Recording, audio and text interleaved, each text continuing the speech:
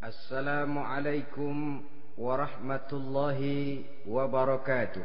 Waalaikumsalam warahmatullahi wabarakatuh. Bismillahi walhamdulillah. Wassalatu wassalamu ala sayyidina Rasulillah wa ala alihi wa sahbihi wa mawalah. La hawla wa la quwwata illa billah, amma ba'du. Saudara-saudara kaum muslimin yang berbahagia, di dalam kehidupan ini kita senantiasa mengambil iktibar, contoh dan teladan dari orang-orang sebelum kita. Itu sebabnya kepada baginda Nabi kita Muhammad sallallahu alaihi wasallam Allah Subhanahu wa taala menjelaskan cerita para nabi sebelum beliau dalam ayat "Tsumma naqussu 'alaika min amba'ir rusuli ma nusabbitu bihi fu'adak."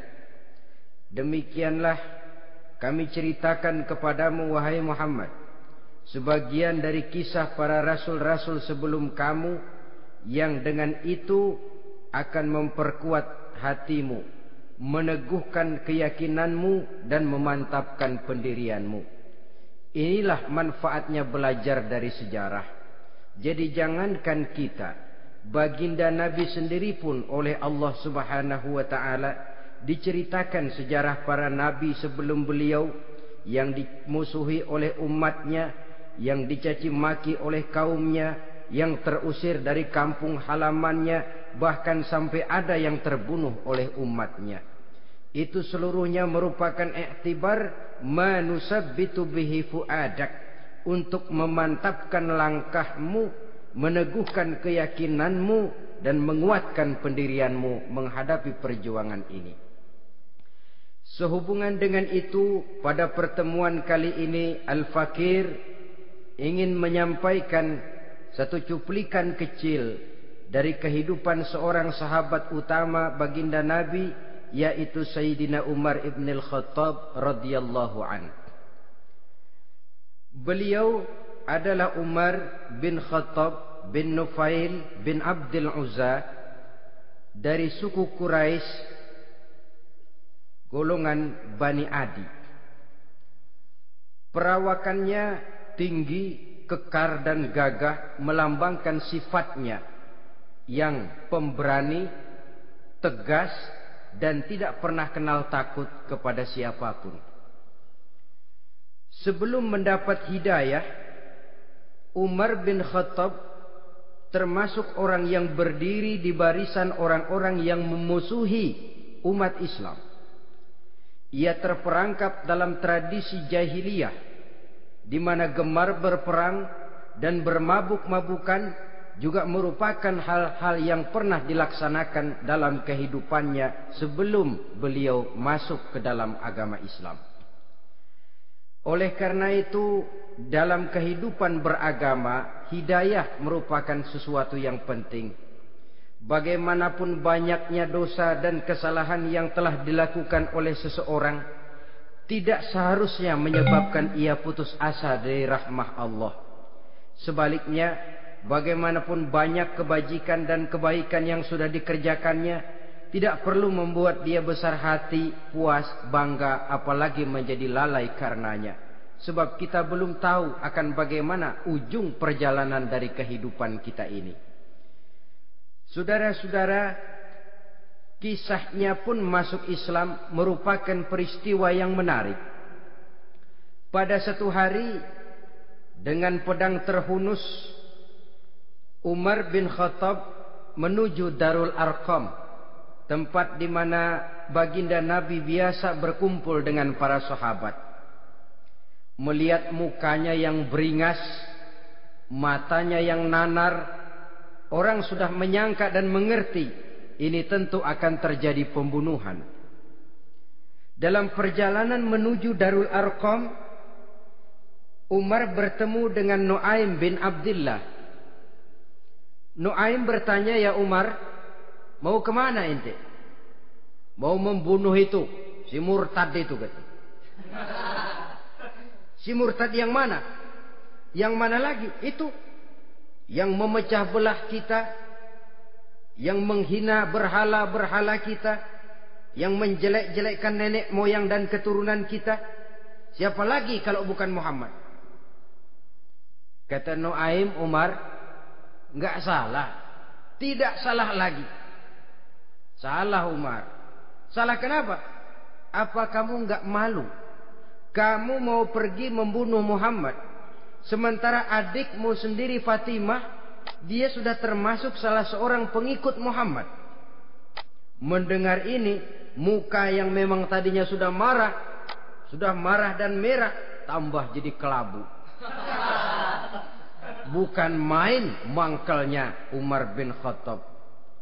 Orang lain dia musuhi, orang lain dia kejar-kejar. Ini malah adiknya sendiri menjadi pengikut dari baginda Nabi.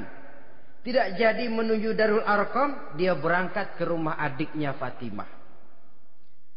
Adapun di rumah Fatimah sedang berkumpul Fatimah, suaminya Sa'id bin Zaid, dan seorang sahabat Habbab ibnul Arad. Mereka sedang membaca Quran. Waktu itu Quran belum lagi dijilid macam sekarang, jadi masih merupakan suhuf atau lembaran-lembaran tercecer saja. Ketuk pintu. Ya tentu tidak assalamualaikum karena dia belum Islam. Tok tok tok. Siapa di luar? Umar. Mendengar suaranya saja, ini sahabat yang namanya Habbab ibnul Arad sudah lari ke belakang pintu. Sambil komat kamit baca doa mohon diselamatkan oleh Allah. Adapun Fatimah yang sedang memegang suhuf, lembaran tulisan Quran itu, menyembunyikan suhuf itu di belakang bajunya. Umar masuk. Fatimah, saya bang. Apa benar berita yang saya dengar? Berita apa itu bang?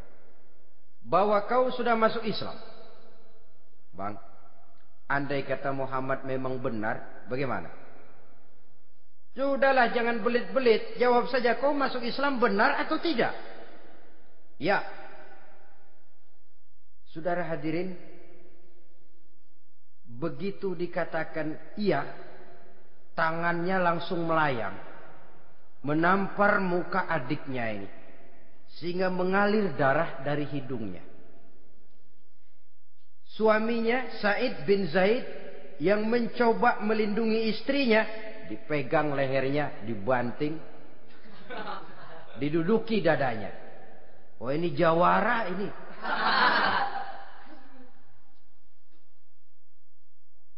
Namun pada saat sedemikian, suara kebenaran terpantul dari mulut Fatimah, adik dari Umar bin Khattab ini. Umar, apakah engkau memukul orang yang bersaksi bahwa tidak ada Tuhan melainkan Allah dan Muhammad Rasulullah? Apakah engkau menganiaya seseorang yang terpanggil untuk mengikuti kebenaran? Manusia macam apa engkau, Umar? Saudara, memang dia orang keras, tapi hatinya mudah menerima kebenaran. Sehingga mendengar kalimat adiknya ini tercenung dia sejenak, melongo, bengong kata anak sekarang. Ini kalau tidak karena keyakinan yang mantap, tidak mungkin orang ini, anak adik saya ini bicara macam begini. Umar, mengapa engkau memukul orang yang bersaksi bahwa tidak ada Tuhan melainkan Allah dan Muhammad Rasulullah? Mengapa engkau pukul orang yang mengikuti kebenaran, menerima hidayah dari Allah? Begitu yakin dan mantapnya, walaupun di tengah satu hal yang sangat menakutkan. Siapa yang tidak takut orang Quraisy berhadapan dengan Umar bin Khattab yang dikenal sebagai singa padang pasir pada waktu itu? Malahan dia termasuk salah seorang jagoan di tradisi masyarakat jahiliyah itu. Ada satu pasar yang namanya pasar Ukaz. Tiap tahun di pasar itu diadakan pesta. Pertama pertandingan syair. Jadi penyair waktu itu jadi kebanggaan. Syair-syair yang menang itu digantung di dinding Ka'bah. Jadi setiap suku akan bangga kalau mempunyai ahli syair yang hebat. Nah, lalu diadakan juga lah perlombaan balap kuda, memanah, termasuk gulat. Lah Umar ini tiap kali pertarungan mesti menang. Belum pernah ada yang berhasil mengalahkan dia. Jawara. Saudara-saudara, mendengar adiknya begitu mantap hatinya, apalagi ketika adiknya berkata begitu, suhuf, lembaran yang disembunyikan di belakang bajunya tersembul. Apa yang kau sembunyikan di balik bajumu itu? Suhuf. Apa suhuf itu? Lembaran Al-Quran. Coba saya lihat. Enggak boleh. Kenapa? Kamu kotor. Orang kotor tidak boleh megang Quran. Saya mau lihat. Enggak boleh. Kalau kamu mau lihat, mandi dulu. Diturutinya permintaan adiknya itu. Lalu diambilnya suhuf tadi. Dia baca. Kebetulan ayat yang dibacanya ayat pertama dari surah Toha yang berlanjut dengan ayat 14 pada surah yang sama. Dia baca, Bismillahirrahmanirrahim. Toha ma anzalna ilaikal Qur'ana litashqa illa tazkiratan liman yakhsha. Toha, tidaklah aku turunkan Al-Quran ini untuk bikin sukar manusia, melainkan merupakan pengingat bagi orang-orang yang takut kepada Allah. Lalu pada ayat ke-14, Innani anallahu la ilaha illa ana fa'budni. Sesungguhnya akulah Allah, tidak ada Tuhan melainkan aku, maka hendaknya hanya kepadakulah kamu menyembah. Wa aqimis sholata li dzikri, dirikanlah salat untuk mengingat aku. Inna sa'ata atiyatun akadu ukhfiha litujza kullu nafsim ma tas'a. Sesungguhnya kiamat itu pasti akan datang, yang sengaja waktunya kami tidak beritahukan kepada kamu semua, untuk kami balas setiap orang tentang apa saja yang telah mereka lakukan dalam kehidupan di dunia ini. Setelah membaca ayat ini, gemetar tangannya. Ini sih nggak main-main ini. Ini belum pernah saya baca ajaran semacam ini. Tidak patut orang yang mempunyai kitab suci semacam ini dimusuhi. Ini sesuatu yang benar, tergetar jiwanya. Hei, Fatimah, Muhammad di mana Muhammad? Saya tidak akan memberitahu kepada kamu. Di mana? Saya tidak akan memberitahu. Lebih baik kau bunuh saya kalau memang maksudmu mau mencelakakan Muhammad. Sama sekali saya tidak akan mencelakakan dia, Fatimah. Kasih tahu saja, di mana dia? Darul Arqam. Bergegas dia menuju Darul Arqam. Di dalam Nabi memang sedang kumpul dengan para sahabat. Termasuk ada Sayyidina Hamzah yang juga terkenal jawara juga. Ketuk pintu. Ketuk pintu. Siapa di luar? Umar. Di dalam ini geger sebagian sahabat. Umar datang ini pasti bencana. Umar datang, wah, kalau istilah kampung, kerok dan urusan.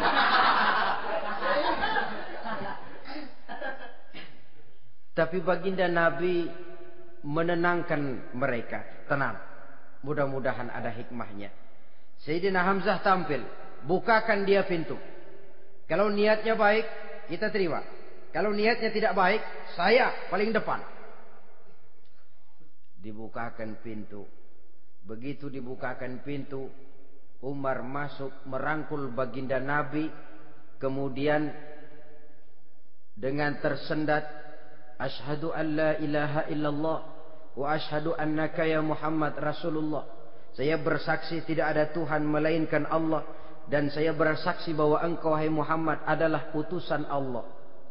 Sahabat takbir semua, Allahu Akbar, Allahu Akbar. Kegembiraan meliputi suasana ketika itu. Kenapa? Karena sebelumnya dikala Umar belum masuk Islam, dia merupakan ganjalan yang paling dikhawatirkan oleh umat Islam. Setelah dia masuk Islam, jelas merupakan satu keuntungan yang sangat besar. Dan dia tertarik kepada Islam bukan karena bujuk rayu orang, tidak karena diberikan harta, tidak karena diiming-iming oleh kedudukan tinggi, Tapi karena kebenaran, hidayah menembus hatinya melalui wasilah ayat dalam surah Thaha yang dibacanya melalui suhuf yang dipegang oleh adiknya tadi. Sejak saat itu berubah 180 derajat Umar bin Khattab radhiyallahu anhu. Tetapi tetap dengan sifatnya keras, tegas, dan tidak pernah kenal takut kepada siapapun. Cuma kalau sebelum Islam, dia kerasnya kepada Islam. Setelah dia masuk Islam, muter arah. Kepada siapapun yang memusuhi Islam, dia bersikap keras, tegas, dan tidak pernah kenal takut. Bahkan setelah beliau masuk Islam, satu hari ketika di Darul Arqam kumpul-kumpul, waktu itu Nabi belum berdakwah secara terbuka karena pengikut masih sedikit. Sayyidina Umar usul, "Ya Rasul, ada apa Umar? Alasna 'alal haq fi mamatina wa mahyana." Ya Rasul, bukankah kita ini berdiri di atas sesuatu yang benar? Bukankah mati kita, hidup kita untuk melaksanakan sesuatu yang benar? Bala ya Umar, betul Umar. Wallazi nafsi biyadih, innakum la'alal haq in muttum wa in hiyitum. Demi Allah Umar, kata Nabi, sesungguhnya kamu dan kita semua berdiri di atas kebenaran, hidup ataupun mati. Setelah mendapat jawaban begini, Umar masuk kepada tujuan pembicaraannya. Izan ya Rasul, fa fimal ihtifa. Kalau memang begitu ya Rasul, kalau memang kita yakin kita berdiri di atas kebenaran, kita hidup karena kebenaran, kita mati pun memperjuangkan kebenaran, fa fimal ihtifa. Kenapa mesti ngumpet-ngumpet? Kenapa harus sembunyi-sembunyi? Wallazi ba'asaka bil haqq, demi Allah ya Rasul, la takhrujanna wa la nakhrujanna ma'ak. Tuhan harus keluar menyampaikan Islam ini secara terbuka, dan kami akan mendampingi Tuhan dengan segenap jiwa dan raga. Sekali masuk Islam gak tanggung-tanggung. Yang kayak begini ini yang kita perlukan sekarang ini. Begitu masuk Islam gak tanggung seluruhnya, jiwa dan raganya masuk Islam. Beliau yang pertama kali mengajukan ide, kenapa harus dakwah sembunyi ya Rasul? Wong kita berdiri di atas kebenaran, memperjuangkan sesuatu yang hak. Kalau kita mati, kita pun mati membela kebenaran. Kenapa mesti fafimal ikhtifa? Kenapa harus sembunyi-sembunyi? Mulai sekarang mari keluar ya Rasul, saya akan dampingi Tuhan, nyawa taruhannya. Saudara hadirin yang saya hormati, selalu dia tempat-tempat yang pernah dia melaksanakan maksiat sebelum dia Islam, selalu dia kunjungi sampai dia berkata, tidak ada tempat yang pernah saya melakukan kesalahan sebelum saya Islam yang harus saya tutupi dengan kebajikan setelah saya Islam sekarang ini. Bahkan ada satu riwayat menjelaskan beliau itu yang tinggi badannya, kekar perawakannya, gemetar orang ngadepin dia. Tapi beliau sendiri sangat mudah gemetar kalau sudah mendengar ayat-ayat Allah. Sehingga ada satu riwayat menjelaskan Sayyidina Umar itu setelah masuk Islam, kalau sholat kadang-kadang bila menoleh ke kanan beliau senyum, bila menoleh ke kiri beliau menangis berurai air mata. Ada orang bertanya, ya Umar, kenapa menengok ke kanan kau senyum, ke kiri kau menangis? Itulah kalau saya ingat jahilnya saya sebelum Islam.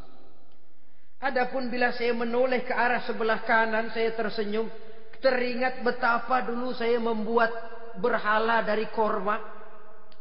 Saya tumpuk-tumpuk, saya susun begitu rupa. Setelah saya sembah, saya makan itu korma.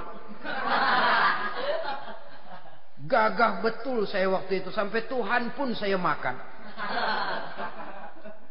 Adapun kalau saya menoleh ke kiri, teringat putri kesayangan saya yang terbawa oleh tradisi jahiliyah, takut menanggung aib, merasa malu mempunyai anak perempuan, sampai dia terkubur hidup-hidup. Berurai air mata saya mengingat semua itu. Padahal Nabi sudah memberikan jaminan. Sebab saudara jangan lupa, Orang kafir masuk Islam, dalam Islam itu dihitung dari bayi lagi. Dari nol, itulah untungnya. Jadi misalnya sudah 60 tahun, dari kecil sampai 60 tahun kafir.